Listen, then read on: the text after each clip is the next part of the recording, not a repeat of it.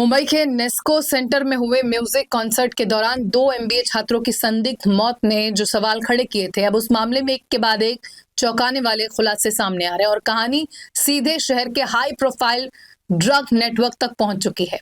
इस केस में मुंबई पुलिस की एंटी नारकोटिक्स सेल ने बड़ी कार्रवाई करते हुए कल्याण के टिटवाला इलाके से 34 वर्षीय अश्विनी पॉल को गिरफ्तार किया है। उसके पास से भारी मात्रा में एमडीएमए यानी एक्सटेसी गोलियां बरामद हुई है, जिनकी कीमत अंतर्राष्ट्रीय बाजार में लगभग 6 करोड़ रुपए आंकी जा रही है।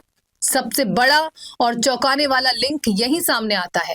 पुलिस जांच में पता चला है कि अश्विनी के पास से मिली गोलियों पर मर्सिडीज और ऑडी जैसे लग्जरी ब्रांड के लोगो बने हुए थे।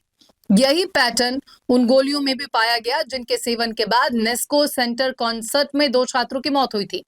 इससे ये शक और गहरा गया है कि मौत के ये डोज उसी सप्लाई चेन से आए थे जिसका हिस्सा अश्विनी पॉल है। यानी एक म्यूजिक कॉन्सर्ट में हुई मौत अब सीधे संगठित ड्रग रैकेट से जुड़ती नजर आ रही है। जांच में सामने आया कि अश्विनी पॉल का सफर बेहद चौंकाने वाला रहा। पुणे से मुंबई आई, बार डांसर बनी और फिर धीरे धीरे ड्रग सप्लाई नेटवर्क का हिस्सा बन गई। पुलिस के मुताबिक वो हाई प्रोफाइल पार्टियों में एमडीएमए सप्लाई करती थी और पकड़ से बचने के लिए लगातार अपना ठिकाना और मोबाइल सिम बदलती रहती थी। टिटवाला के पद्मावती रॉयल अपार्टमेंट में वो हाल ही में शिफ्ट हुई थी, लेकिन उससे पहले ही पुलिस ने उसे ट्रैक कर लिया। इस पूरे ऑपरेशन की शुरुआत 2 छोटे लिंक से हुई, एक कैब ड्राइवर और एक ऑटो ड्राइवर। पूछताछ में सामने आया कि ये दोनों शहर के अलग अलग हिस्सों में ड्रग्स की डिलीवरी करते थे और सीधे अश्विनी के संपर्क में थे। इनके जरिए ही पुलिस को सप्लाई चेन की कड़ी मिली और फिर तकनीकी जांच, call detail record, location tracking के जरिए आखिरकार मुख्य आरोपी तक पहुंच बनाई गई।